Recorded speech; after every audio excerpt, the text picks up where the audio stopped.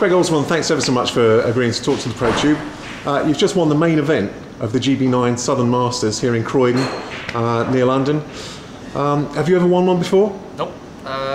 Been in, I think, 3 semi-finals, sort of in a mix of the main events and the pro event, but not won one yet. I think the last one I won was a pro 9 event a couple of years back. And it was against Imran Majid, who's won 4 of these before, well, 4 out of the last 8. At least. How do you prepare to play somebody like that in the final? Do you psych yourself up before the final starts? Not really. I just kind of thought, I just don't miss. Just try and get yourself in a position where you can actually win the match.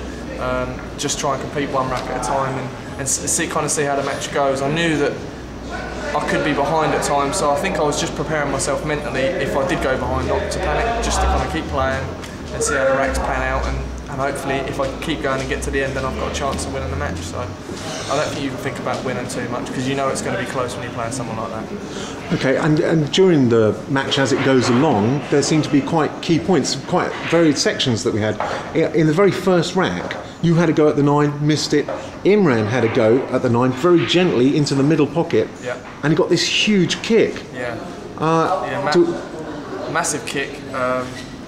As he was going for, as he was playing it, I thought he was playing it sort of a little bit too slow. He didn't really play it with any kind of confidence. He didn't punch it in or anything like that. He just kind of slow rolled it. And I think when you always slow roll on these kind of tables, after especially after a long tournament, you know, with the amount of stuff that collects on the cue ball, you got a chance of a kick. But yeah, it was. I was very fortunate regardless. You know what I mean? It was something he shouldn't miss, and he didn't really. It was just conditions really.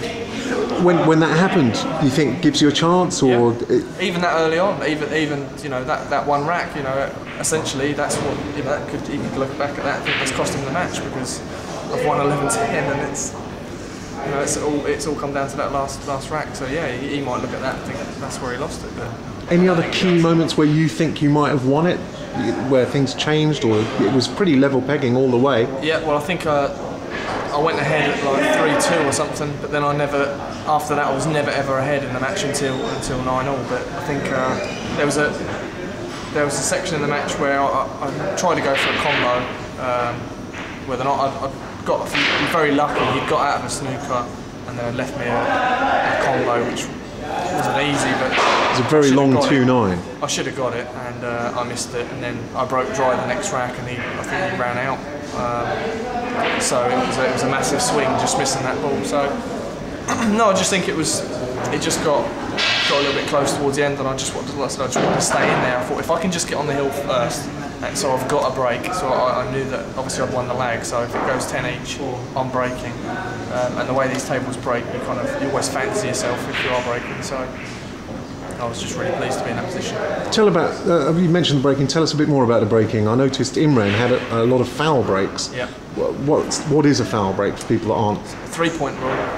When you're breaking, you have to make 3 points. You get a point for every ball you get in a pocket, and a point for every ball you get past the head string, which is there. So the way Imran breaks, and the way, to be honest, a lot of players now breaking on this tour is a cut break. So you always run the risk, if you don't hit them good, even though you're cut breaking, you've still got to hit them good. If you don't, then you can get unlucky and you can dry break even if you make 2 balls. So I think it's just it's the nature of the beast, I'm afraid. You were happy with your break though? You didn't seem to get.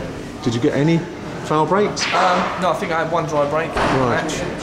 But apart from that, I was just, you know, he was the master really at the break. You know, everyone learned from Imran really about how to do the break properly. So yeah, maybe he's his own worst enemy.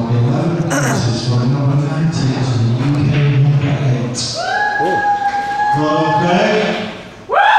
Thanks very much. Well, there you go. You're UK number 8. How does that feel? It doesn't make any difference, to be honest. You know, I don't really pay much attention to the rankings at all. I mean, if you're number 1 or number 2, then sure, it's nice to be right up there.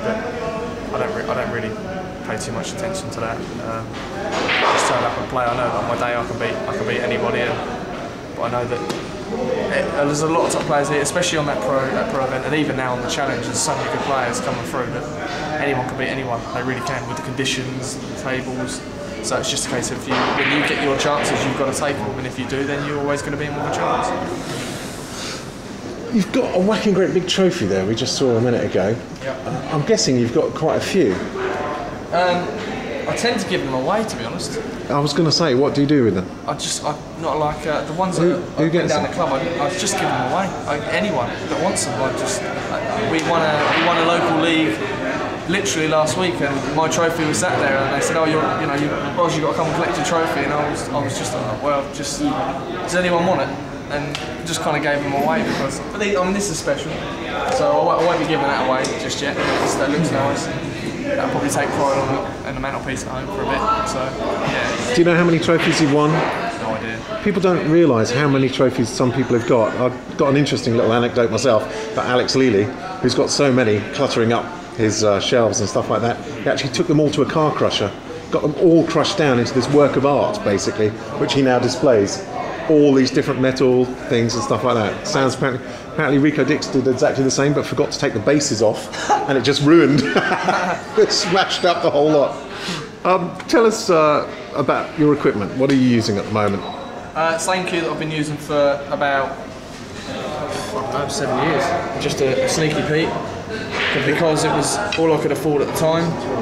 And obviously I switched from snooker, and I just went from there really. I've got a 314 shaft with which is just the original shaft, but it's got it's slightly thinner at the other end because of the way I've sort of sanded it down, I guess, just so it actually goes inwards at the end, which is quite strange, but it's just how it's worked out. It needs a new tip on it. I actually started to panic halfway through the tournament because my tip was getting so low, and it now needs a re-tip, and it started to play on my mind actually. But and your brake cue? One I purchased off you, Dave. I thought you might have a bit of a plug on that. Don't tell everyone. Yeah, the Poison brake cue. Getting on quite well with it. I think it's ideal for the cut brake. I don't. If we were racking the balls normally and we were slapping the one, I wouldn't be braking with a phenolic tip. But as we're cut braking, I find it very good. The grip is absolutely beautiful. Is that definitely the brake for this table then? I mean, yeah. Imran's supposed to be the master of the cut brake, and He is. there he was just getting all these foul brakes. It happens, everyone has an off day. Just a bad day. Yeah, it's just a bad day at the office, it's like, it can happen, you can't win them all. You can't win every single tournament. Everyone knows that at 9 ball, I think that's why it's so difficult to establish a world shortlist, because it's it's so impossible for somebody to just dominate. Do you think it helps to win, to help you win again? A little bit of confidence, a little bit of fear factor? I think if people know you've won, then they know you've got it in you, so they've always got that kind of question mark in the back of their mind, well, at least it's not his first time, he's won tournaments before. Will this spur you on to do better at the next event, do you think, or will it just be business as usual? I don't know, because I think you kind of set yourself up for an easy fall if you think like that. I'll just turn up to the next one the same as I did this one. I mean, in the pro event I've lost first round, 8-7, Chris Melling. So, and you could quite easily get a tough ball like that early on in the tournament, and you could be out. So I don't think about winning the next events or anything like that. I'll turn up and have the same approach as I always do.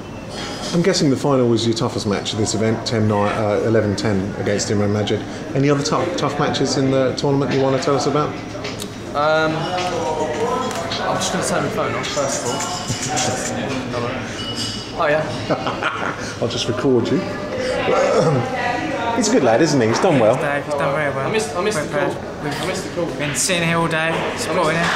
It was a good final to watch. It was a very good final. Twists and turns. Even though it's still close, it still had a lot of twists and turns and could have gone either way really. He's done well, hasn't he? He's done awesome, absolutely awesome. I think everybody's done well. I mean, credit to both of them, because Imran's played brilliant. Imran really wanted to win this because he's got a big parking ticket to pay for today, and so he was determined to take the cheese, as Raj would say. But I'm really pleased for Craig, because I remember watching Craig in Nottingham beat Darryl for the first time in a long time. Confidence was up, and I thought he's going to do brilliant and he's going to win a tournament. Well, that's great. Congratulations again. Thank you very much, Dave.